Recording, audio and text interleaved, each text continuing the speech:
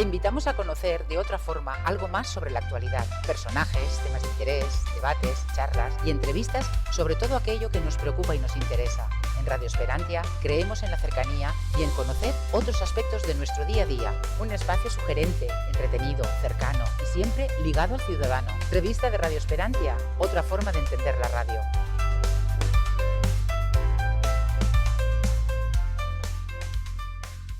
Muy buenas, bienvenidos a una nueva entrega de la revista de Radio Esperantia. Como bien sabes y comentamos siempre al principio, es este rinconcito que tenemos en radioesperantia.com dedicado a la cultura en su más amplio espectro. Ya sabes que aquí pasan escritores, compositores, cineastas, filósofos, luthier, prácticamente todo creador que quiera mostrar su obra tiene su cabida aquí en la revista de radioesperantia.com.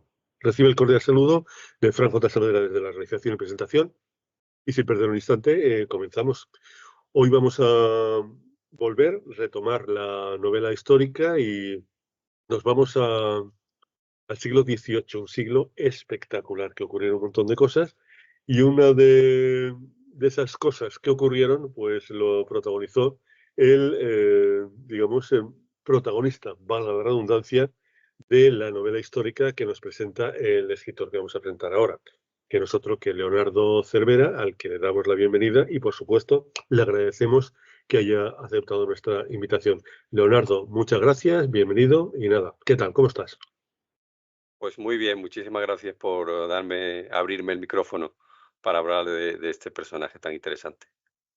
Exactamente, y bueno, no vamos a demorar más. Se trata de Bernardo de Gálvez, un general malagueño, estuvo eh, cumpliendo en las posesiones españolas en América, en Norteamérica. Creo que estuvo de gobernador también en Luisiana, hizo un montón de cosas y además le hizo bastante la puñeta, sobre todo a el Reino Unido, porque es uno de los grandes eh, causantes de que al final las 13 colonias norteamericanas se terminaran independizando. Pero es mejor que nos hable el propio autor, Leonardo. Lo primero que se me ha ocurrido, ¿cómo se te ocurre escribir un libro sobre Gálvez? Es malagueño, compartís paisanaje, pero bueno, cuéntanos por qué Gálvez y no otro personaje, Leonardo. Bueno, principalmente porque para que un escritor pueda producir algo em, mínimamente meritorio, pues tiene que tener alguna clase de conexión afectiva o proximidad geográfica o algo que le dé autenticidad a lo que se va a escribir, ¿no? Entonces, bueno, pues yo pensé que siendo un personaje malagueño y veniendo de un pueblecito muy cerca de donde yo tengo mi casa, Mm, y siendo un personaje que ha tenido una importancia relevante en la historia de Estados Unidos, que yo he vivido también en Estados Unidos, pues pensé que tenía todos los ingredientes para poder crear yo una conexión con él. Y pues afortunadamente funcionó, digamos, este matrimonio entre el personaje y el escritor funcionó y después de mucho trabajo y sacrificio, porque como tú bien sabes, Fran, el proceso creativo, cuando uno lee una novela piensa que eso se ha escrito del tirón, ¿no? Pero eso sí, tiene sí, sí, sí. muchísimas meses de investigación y de trabajo, pues creo que al final ha funcionado y hay algunas personas que van a poder disfrutar un poco de este trabajo mío. Exactamente. Esta pregunta se la suelo hacer a todos los autores de novela histórica porque me llama muchísimo la atención. Hay dos tipos de historiadores, los que ven bastante bien las novelas históricas y otros que son como, la novela histórica, esto de la historia no se puede cambiar.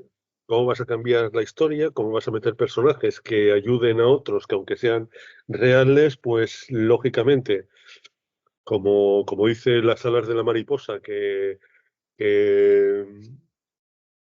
que vuelan, por ejemplo, en Australia, pues influye en lo que ocurre a lo mejor en Málaga, etcétera, etcétera. Esto Ya, de todo lo que va ocurriendo. Entonces, ¿Tú cómo te lo tomas? El hecho de escribir una novela histórica como, digamos, un historiador que preserva exactamente todo lo ocurrido históricamente, o te tomas algunas licencias que quizá pues estás bordeando el, el relato realmente histórico, Leonardo.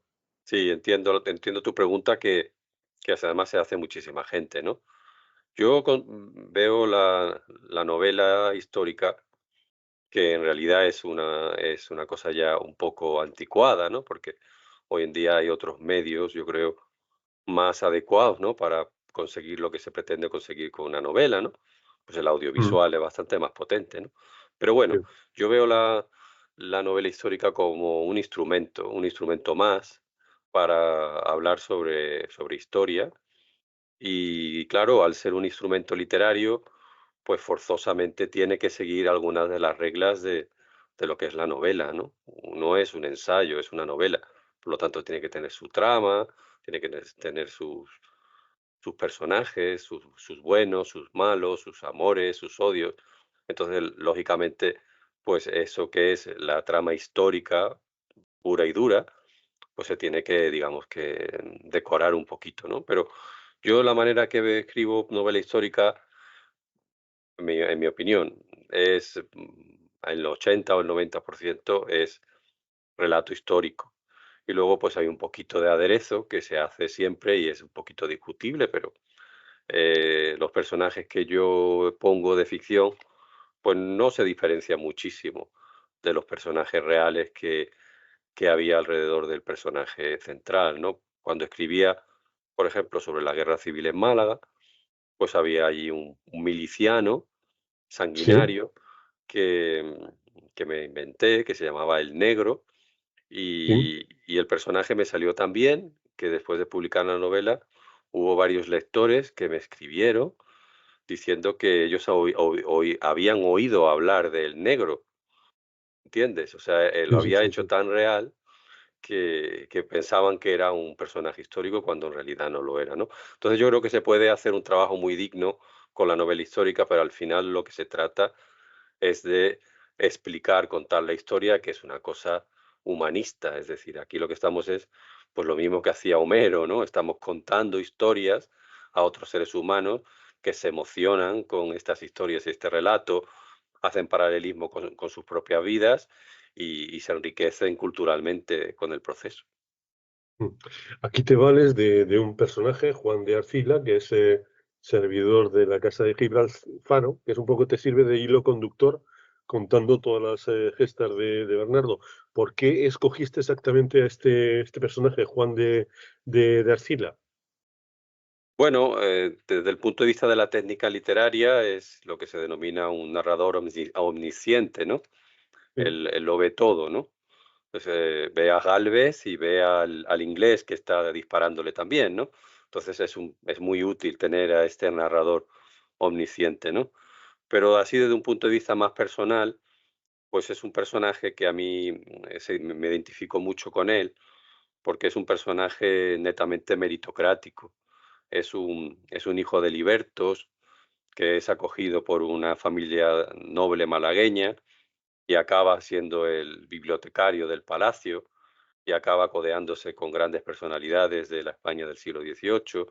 Y él, que viene de un origen tan humilde, pues acaba siendo, por méritos propios, un servidor, un asesor de personas ilustres. Y a mí eso es algo que me motiva mucho, que me gusta mucho pensar que cualquier persona puede superar sus orígenes humildes y encumbrarse con humildad siempre, ¿eh? Encumbrarse a lo más alto de lo que se proponga, ¿no? me has comentado antes que este ha sido un proceso bastante largo, habrás tenido que documentarte muchísimo. Y aquí tenía apuntada la pregunta si ha habido algo que te haya llamado la atención especialmente de la vida y obra de Bernardo de Gálvez, algo que no conocías o que te haya sorprendido especialmente, Leonardo. Ujú. Bueno, ha sido un proceso de investigación larguísimo y agotador, porque aunque Bernardo de Gálvez es un personaje que poco a poco se va conociendo mucho, tampoco te creas que hay mucho publicado sobre Bernardo de Galvez, ni mucho escrito sobre él. Y lo que hay es bastante reciente, sobre todo desde el siglo XX, y hay mucho escrito que no hace más que referirse a los mismos. Es decir, no hay mucha información sobre él, porque es una persona que fallece a finales del siglo XVIII, relativamente joven, en el Mm, momento del declive del Imperio Español, y se pierde en la historia. Bernardo de Galvez se pierde y no se recupera hasta 200 años después y ya es muy difícil encontrar la información. Entonces yo me propuse rellenar un poco las lagunas en la vida del personaje, investigando en archivos, sobre todo en Estados Unidos y en México, que es donde hay un poquito sobre su figura. Y esto mm, ha sido una cosa muy laboriosa, porque yo no soy un profesional de esto, yo no he estudiado historia ni he estudiado archivista, yo soy amateur totalmente en estas labores, entonces me ha costado muchísimo y bueno, he conseguido algunas cosas, pero me imagino que los profesionales de la investigación histórica pues dirán, bueno, yo lo hubiera hecho mejor. Bueno, es verdad, seguramente, pero nadie lo había hecho y yo lo he hecho y ahora con lo que yo he conseguido escarbar por ahí, por esos archivos, que vengan otros y lo hagan mejor quizás, ¿no? Y en esa búsqueda, donde yo he podido encontrar un pequeño filón, ha sido en esta parte de la vida de Bernardo de Gálvez, que es sus primeros años de formación militar. Él mm, estuvo cuando a su tío José de Gálvez, que es, digamos, el Filipo de Macedonia de la historia, ¿eh? sí, Bernardo de sí, sí, Gálvez es Alejandro, ¿no? Pues hay un Filipo que es su sí, tío José de Gálvez, ¿no? Pues cuando José de Gálvez lo mandan a Nueva España, que hoy en día es México, como mm, visitador, como gran auditor, digámoslo así, pues Bernardo de mm, Gálvez se va con él y entra en un regimiento colonial, el regimiento de la Corona. Este está estacionado en Chihuahua y tiene la misión de participar en el apaciguamiento de la Apachería, que es un mm, territorio enorme, que es en la frontera actual entre México y Estados Unidos. Y ahí sí, Bernardo de Galvez está varios años luchando cuerpo a cuerpo con los apaches. No de general, no. A tiros y a sablazos y a mazazos sí, sí, sí, con los apaches, como un John Wayne español, digámoslo así, ¿no? sí, sí, Y ese sí, periodo no se conocía absolutamente nada. Había 2 o 3 párrafos en algún libro que se supo que estuvo allí, que hizo determinadas campañas, y he sido yo, con este esfuerzo tan grande y gastándome mi dinero, porque he tenido que contratar a algunos especialistas allí en México, que he sacado mm, las campañas, los diarios de campaña de Bernardo de Galvez, de esos archivos, los he tratado de traducir, encontrar las ubicaciones geográficas, que eso es como encontrar una aguja en un pajar, porque imagínate sí, las sí, sí, referencias geográficas del siglo XVIII en un territorio inexplorado, pues eso ya no sí, existe, ¿no? En fin, y esa es la parte que más me ha sorprendido y que más he disfrutado y que yo creo que el libro aporta más, ¿no? Contar cómo se forma este joven, Bernardo de Gálvez, allí en la lucha contra los apaches y su talento estratégico, táctico, realmente lo aprende contra ese enemigo tan formidable que son los apaches, porque él lo dice, ¿no? Llega a escribir incluso un tratado sobre cómo se debe de luchar contra los apaches al final de su periodo. mm, Él más o menos da a entender que aprendió más luchando contra los apaches que contra los ingleses. sí, sí, sí, sí. Estaría pues muy relacionado con los dragones de Cuera, seguramente Ujú. pues lo que habrán surgido en todas estas informaciones que eran un poco como la policía, digamos, de fronteras desde el Sí, siglo XVI, que esto pues habrá tenido bastante relación. Leonardo, cuando comenzaste a escribir el libro, ¿tenías claro cuál iba a ser el primer capítulo, el segundo, el cuarto, cómo iba a empezar, cómo iba a terminar, o fuiste improvisando sobre la marcha? bueno, no se improvisa tanto, bueno, yo no lo sé si otros autores lo hacen así.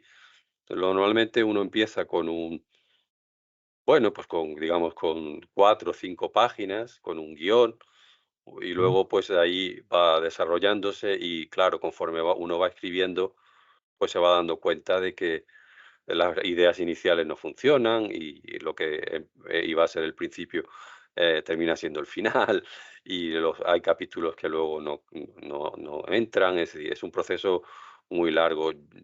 Yo no puedo decir que lo tenía tan claro.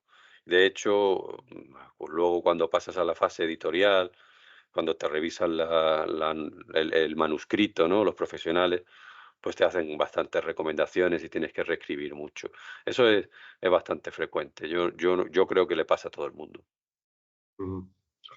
Y desde el momento que decidiste escribir el libro hasta que lo viste, lo tocaste ya con las manos, ya impreso, ¿cuánto tiempo tardó? Porque en tu caso no te dedicas específicamente a la escritura, sino que tienes otro trabajo en la Unión Europea, pero bueno, más o menos calcula el tiempo un poco para hacernos una idea. Pues una barbaridad, Fran, una barbaridad. Me da hasta vergüenza de decirlo porque que los oyentes dirán, pues este señor no es muy eficiente, ¿cómo ha podido tardar tantísimo? Pues yo creo que como 10 o 12 años llevo trabajando en este libro. Lo que pasa es que este libro ha ido mutando y hay como otros 2 o 3 libros que están más o menos ya bosquejados, ¿no? Allí, que podrían ser como una segunda o una tercera parte de este libro, que están ya medio hechos. Entonces, bueno, yo me consuelo pensando que en estos 12 años pues he hecho 3 o 4 libros, de los cuales solo uno verá la luz, ¿no? Pero es Mm, demasiado. He sido, como no lo he hecho, digamos, con criterios económicos, ¿no? Sino que esto lo he hecho con pasión y por disfrutar de la investigación y de la escritura, pues me he perdido, he divagado mucho con infinidad de cosas, ¿no? Pero bueno, es así. Si lo bonito aquí no es tanto llegar al final y tocar el libro, ¿no? Lo bonito es el trayecto, ¿no? El viaje, ¿no? viaje, exactamente, sí. Y una curiosidad, ahora mismo en Málaga, tú que vives allí, cómo se ve la figura de Bernardo de Gálvez? Se vislumbra como algo muy cercano, un héroe que se había perdido y ahora pues que se ha vuelto a recuperar? ¿O sigue un poco en el ostracismo, como en los siglos, digamos, 19, 20? Leonardo, cuéntanos. Afortunadamente, en los últimos 10 o 20 años se ha avanzado muchísimo en Málaga. La figura de Bernardo de Gálvez se conoce ya mucho más. Ha sido gracias sobre todo a un historiador local, Manuel Olmedo Checa, que ha sido el primero que se metió en los archivos, en su caso fue al Archivo General de Indias, perdón, y luego crearon una asociación de índole civil, la Asociación Bernardo de Gálvez, entre él y otros historiadores y amigos malagueños. Entonces, desde esta asociación Bernardo de Gálvez, pues han hecho mucho, han convencido a las autoridades locales, a la Diputación de Málaga, por ejemplo, y a día de hoy, pues ya sí, es un personaje que forma parte, digamos, de la realidad histórica y cultural de la ciudad de Málaga. Pero bueno, todavía hay muchísimo por hacer, porque hay muchísimo. Yo siempre, cuando conozco a alguien pues, y empezamos a intimar un poco, pues preguntas, oye, pues has oído hablar de Bernardo de Gálvez y pues la mayoría de la gente todavía no lo conoce. Y en Ujú, Málaga más, pero si le preguntas a un señor de León o de La Coruña, pues es muy raro los que conocen a Bernardo de Gálvez. ujú. ¿Tiene una calle con su nombre en Málaga? No, no, ni Bernardo de Gálvez, por desgracia, como explicábamos antes, ¿no? De que se cae del caballo de la Desaparece, historia y no aparece hasta hace desaparece. poco. No tiene un conjunto escultórico aquí cerca de la estación, donde aparece no solamente él, sino los otros miembros de su familia, porque los Gálvez fueron una saga familiar, ¿no? Mm, Y, pero no, realmente lo más famoso, lo que se ha conseguido fue, que supongo que, no sé si nuestros oyentes lo conocerán, el hito de haber conseguido que se colgara un cuadro de Bernardo de Gálvez en los salones del Capitolio mm, en Washington, D.C., ¿no? Es una historia bastante interesante. No sé si quiere, Frank, que la cuente aquí Sí, sí, para cuéntame, beneficio de cuéntame, nuestros que es oyentes. muy interesante y seguramente nuestros oyentes, muchos, la desconocerán. Pues adelante, Leonardo. Muy rápidamente, em, uno de los socios de Bernardo de Gálvez, en su empeño de ayudar al general Washington, que como tú has comentado, consiguió al fin y al cabo que el general Washington no se rindiera y al terminara por ganar la guerra de independencia. Uno de estos socios fue un comerciante de origen irlandés llamado Oliver Pollock, que aparece Sí. mucho en mi novela histórica, ¿no? Pues este Oliver Pollock, cuando ya por fin ganaron la guerra y consiguieron la independencia, escribió al Congreso de los Estados Unidos alabando la contribución de Bernardo de Gálvez y pidiendo que se colgara un retrato del general en el Congreso. Y el Congreso resolvió la petición de Oliver Pollock favorablemente y acordó que así se hiciera. Pero por alguna razón que se desconoce, esto nunca se llevó a efecto. Ese cuadro parece ser que se perdió y nunca se colgó. Y esto, este historiador que comenté antes, Manuel Olmedo Checa, lo encontró en los archivos a principios del siglo XXI y de esto se enteró una señora española casada con una estadounidense, Teresa Valcarce, que Mm, vivía en ese momento en Estados Unidos, y asumió ella la tarea de hacer lobby con el Congreso estadounidense, se reunió con varios senadores y congresistas, y mm, entre ellos consiguieron que se hiciera realidad ese acuerdo de colgar el cuadro de Bernardo de Gálvez en el Capitolio, lo cual se hizo hace algunos años, y además, gracias a todo este movimiento que hicieron estas personas, pues el Congreso de los Estados Unidos eh, le dio a Bernardo de Gálvez la condición de ciudadano honorario de los Estados Unidos, que no es mm. ninguna tontería, porque en esta liga de ciudadanos honorarios de los Estados Unidos solamente hay 8 personas en toda la historia de la humanidad. Winston Churchill, Teresa de Calcuta, Raúl Wallenberg, o sea que subieron a Bernardo de Gálvez a la categoría de gran héroe de Mm, los mm, mm. Estados Unidos y mundial, ¿no? Con lo cual, fíjate cómo del trabajo de un historiador local y del ímpetu y la pasión de una española que estaba en Estados Unidos, han conseguido sacar del olvido a una persona como Bernardo de Gálvez. Sí, sí, sí.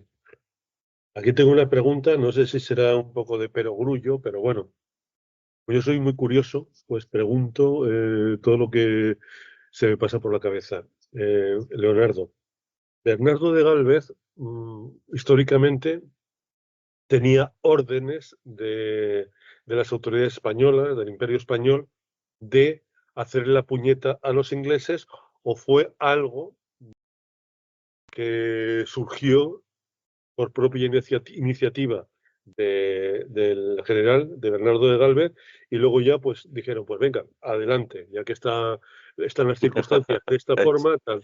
No sé No, si es no, una es una pregunta así un pregunta, poco de perogrullo o no nada sé. de perogrullo, eso es una pregunta súper interesante.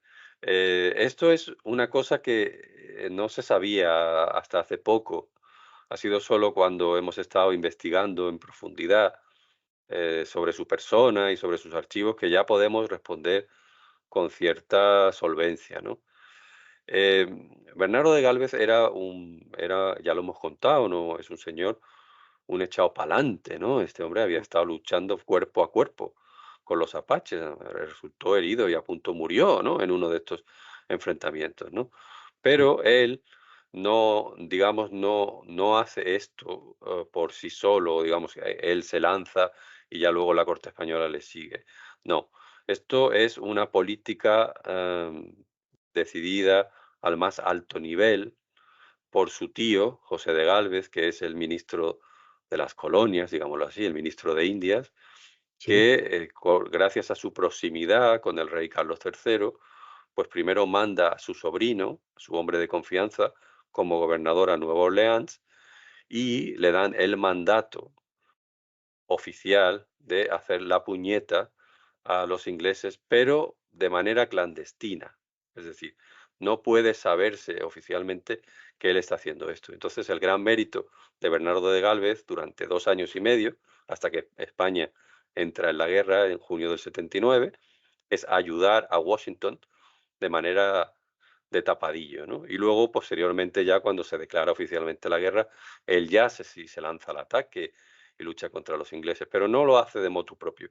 Forma parte de un master plan decidido en la Corte de Madrid y de acuerdo con la Corte francesa también. Perfecto. Porque él estaba de gobernador de Nueva Orleans, ¿no? Creo recordar, o de Sí, Florida.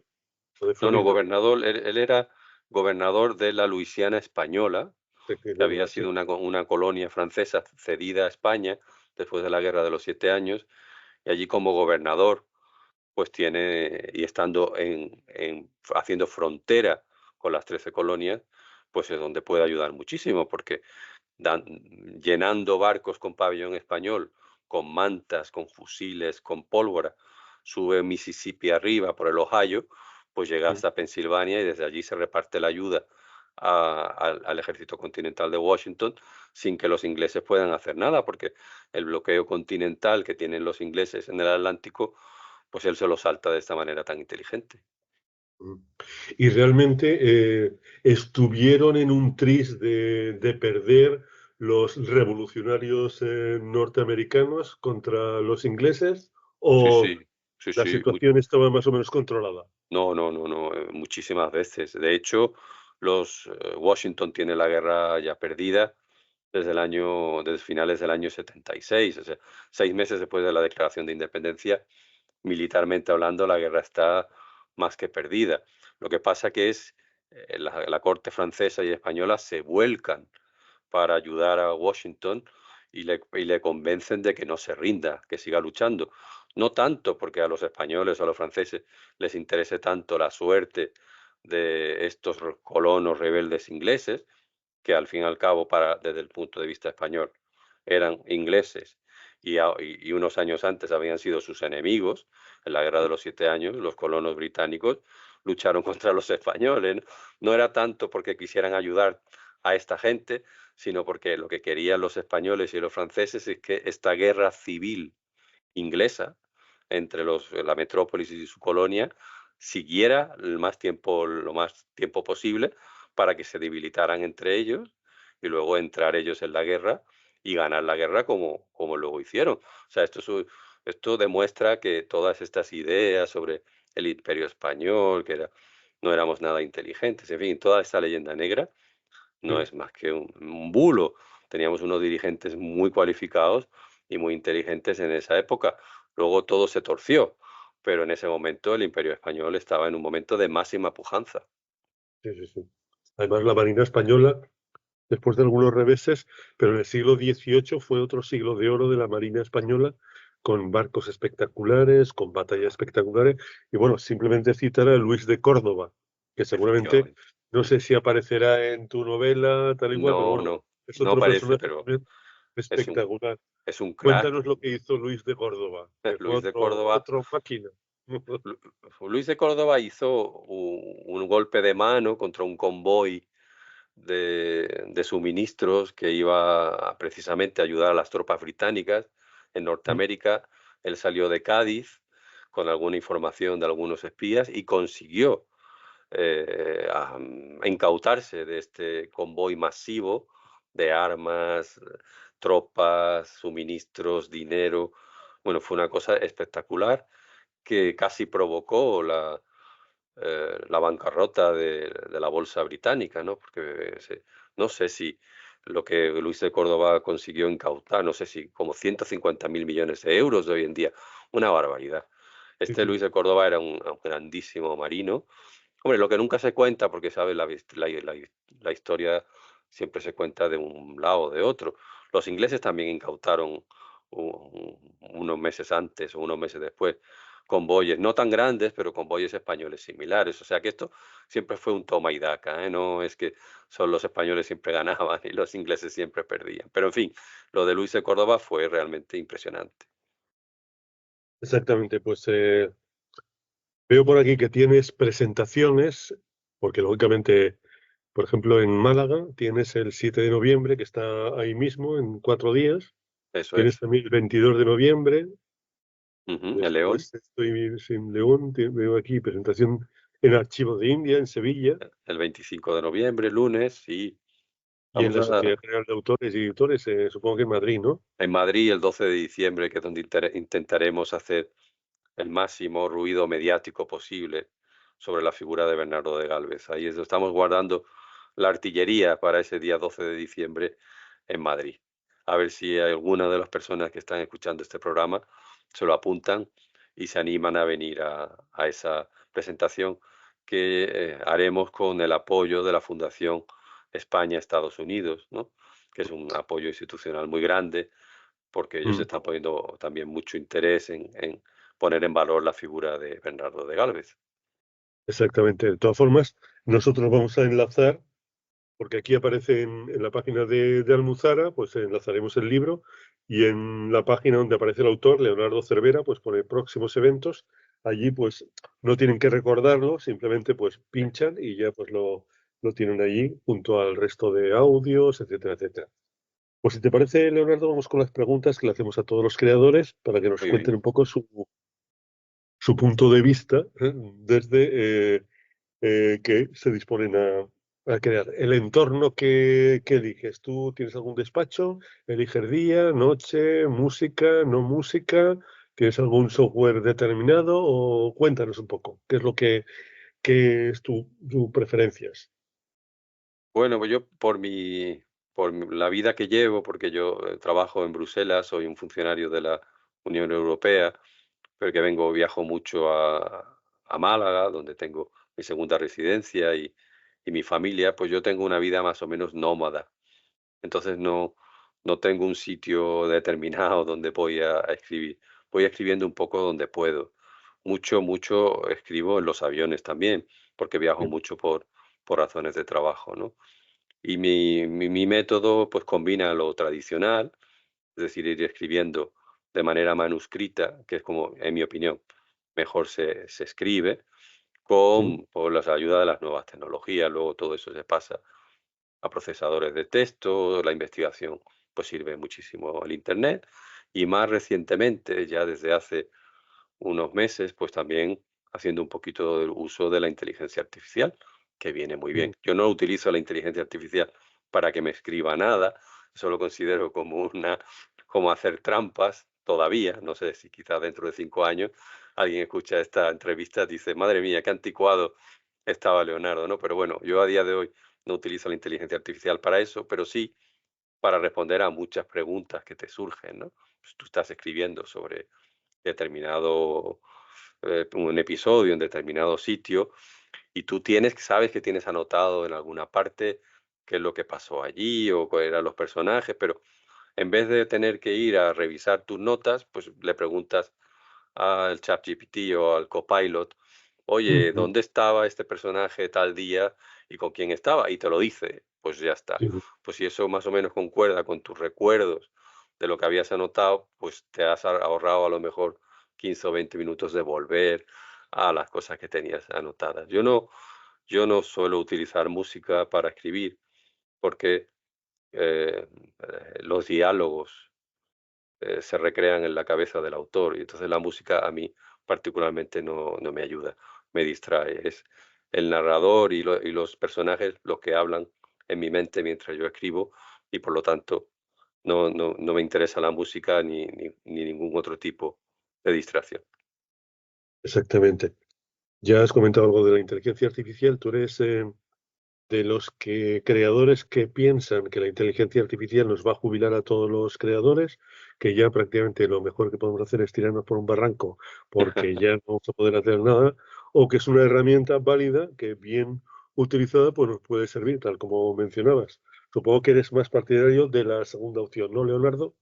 Bueno, yo por mi trabajo en Bruselas, en la Unión Europea, pues ahora estoy empezando a entender un poquito esto de la inteligencia artificial, porque el Supervisor Europeo de Protección de Datos ahora también es competente para la supervisión de la inteligencia artificial, ¿no?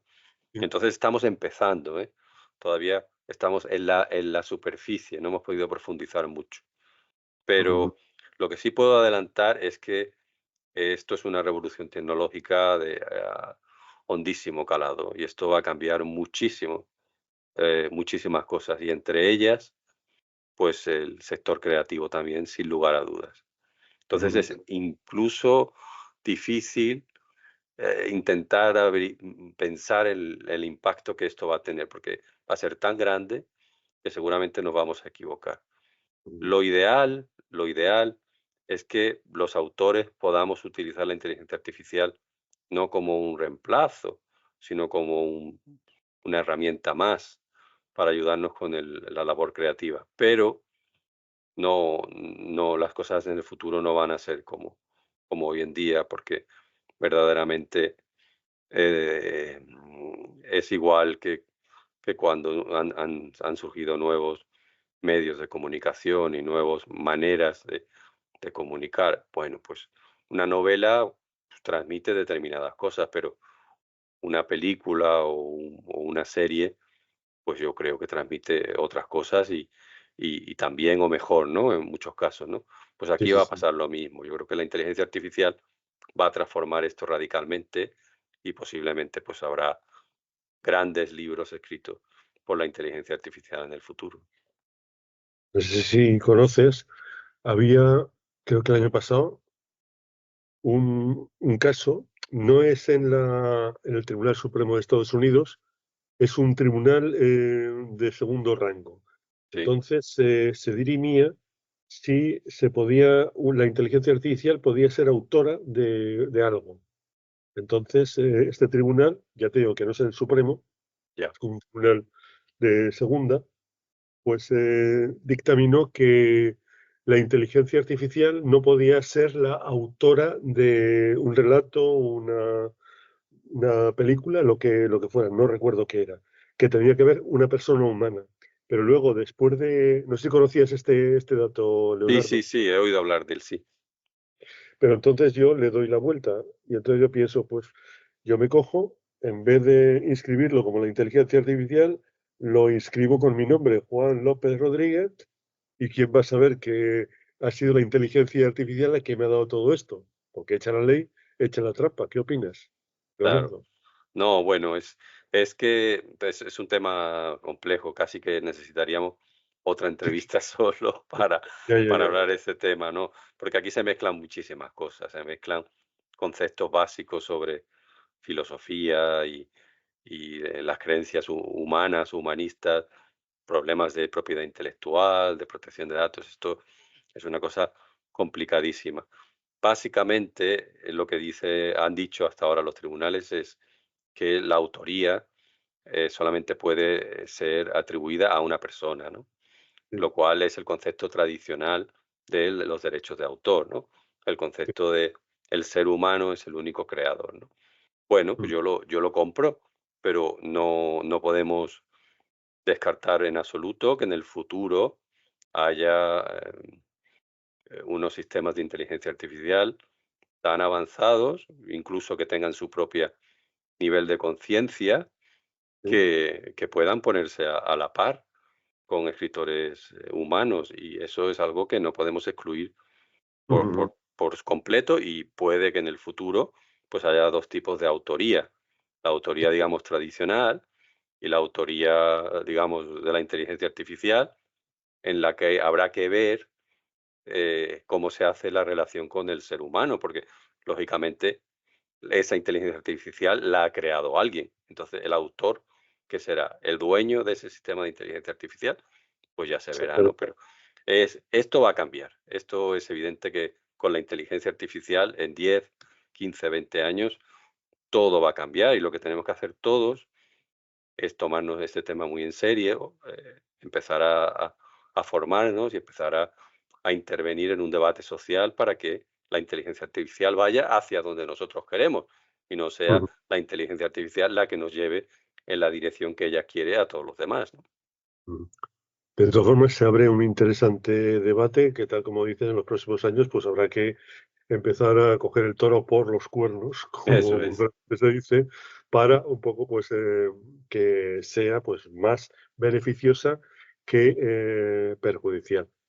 Hablando un poco de derechos de autor, inteligencia artificial, ¿tú has tenido algún problema con plagios, pirateo, etcétera, etcétera? ¿O de momento, pues, no has sido de los afectados? Que sé que has escrito varios libros y tal, Leonardo. No, no, Cuéntanos. yo soy un escritor relativamente amateur, de tiradas pequeñas y yo no, afortunadamente me he librado de todo eso hasta el momento. Y bueno, tampoco como mis motivaciones no son económicas, mis motivaciones son más bien personales o culturales, pues no me molesta particularmente que alguien se atribuya o copie algo de mis obras. Yo lo que quiero es que la gente lo disfrute, que nos enriquezcamos todos culturalmente y ya está. Si dentro de 30 años resulta que ahora mi obra tiene un valor económico importante, pues a lo mejor me preocuparé, pero ahora me preocupo más de ese lector que me para y me dice: "Oye, qué rato tan agradable he pasado leyendo tu libro", ¿no? Eso es lo que a mí más me motiva ahora mismo. Exactamente.